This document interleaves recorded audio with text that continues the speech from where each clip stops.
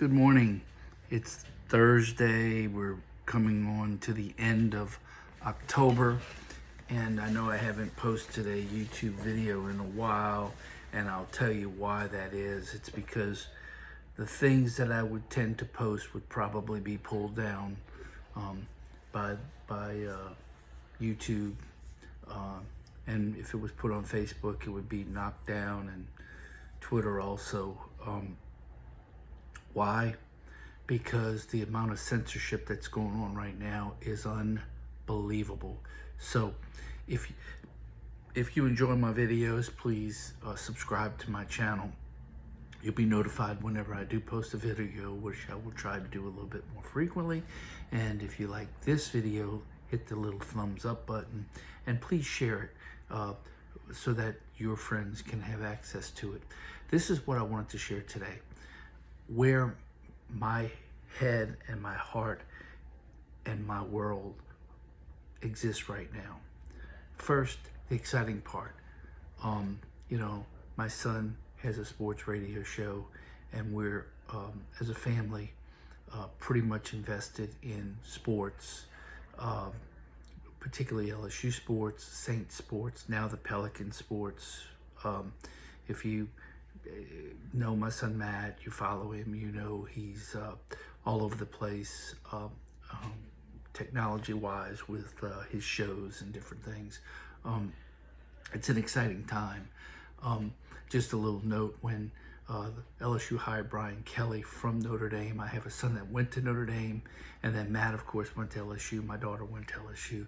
So we have a conflicted kind of family where my oldest son Brian was kind of sad that they lost their coach.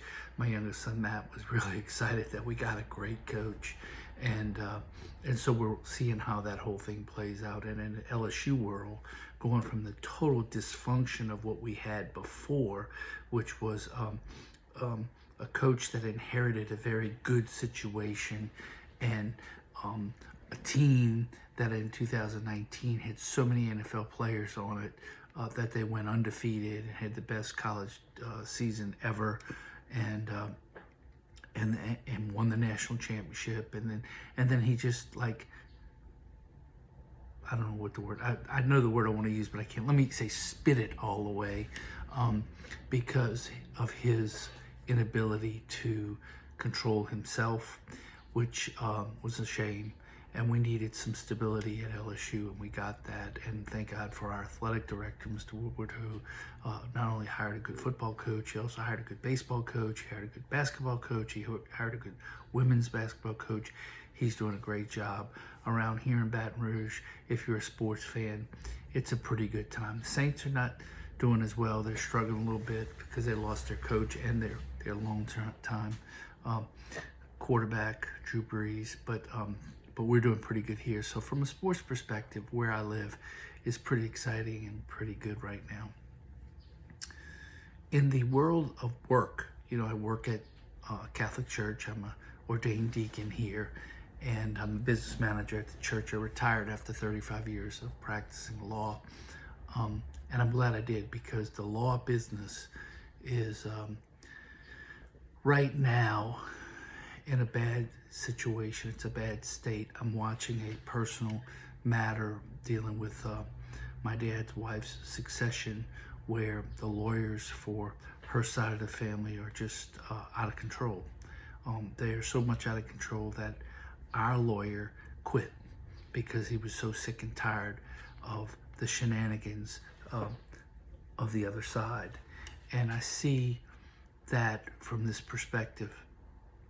When I was first admitted into the bar, passed the bar, and became a lawyer, fax machines were brand new. And so you had to call people, and you had to fax actual documents. There was no text, there was no email. Lawyers actually had to talk to each other. And in doing so, you kind of developed a relationship with the other person, if not an amicable one, at least a respectful one. And what happens now, because you can shoot emails, you can shoot text messages, you never have a personal relationship what happens is the adversarial nature of law has been very, very much increased in the negative way, to where lawyers don't know each other, so they feel no problem just shooting negative stuff at each other. And our lawyer was trying to just get the thing resolved on our behalf, and the other side was just totally unrealistic and stupid. And so I'm glad I'm not practicing law. That's the message of that. So I work at a church. Where I sit here, I was talking to my pastor, and I'm just going to share this with you in a broad general sense. When COVID first hit, and the mask mandates came down, and the jab mandates came down, I was one of the people that resisted. I just didn't see the need from it. I had seen too much by studying and doing my research to know that certain early treatments of the symptoms that came with COVID were effective and could help people avoid the seriousness of the potential hospitalization and, of course, death. And I didn't spread the word on it because you would be deemed a conspiracy theorist. But the truth is that if you said something like that, about 6 months later, you were right. You know, it wasn't a conspiracy theory anymore. And that is proven right. My pastor was one of the ones that docilely followed along, made everybody do all the stuff that was being recommended. To the extent I could just let him know that I disagreed, I did, but I have no authority to do that. The end result is that he complied, he bought into it, and he is a guy that has followed a particular author for a long time. I'm not going to get into the details. At a later time I might, but basically this author has done a lot of studies on the psychiatry and psychology of different aspects of life. And this author, who he is very positive about, just wrote a book called COVID-19 and the Global Predators. And he came to me one day, he said, look, I just got word of this book from an author that I'm aware of. You might like this book. So I downloaded it through Kindle. It's 1,000 pages long. By the time I got to page 200, I was very much affirmed in what I had believed all along. I told him about it, and he hadn't read the book. So he went ahead and read just the introduction to the book. And now he came into my office and basically apologized that he was wrong. He said, fool me once, shame on you. Fool me twice, shame on me. He says, now I know what was going on. And if you have a chance to get a hold of Bregan's book, you get it. Just read the introduction. You can get it on Kindle. You'll get a glimpse of what I'm talking about, so I don't have to say it on here. But the bottom line is, in the world that I live in, which, by the way, during the beginning of COVID, I would spend every night at home on the computer researching. If there was a story that said so-and-so said such and such, I wouldn't read the story. I would go get the quote, the actual text of what the person said. When there was information being,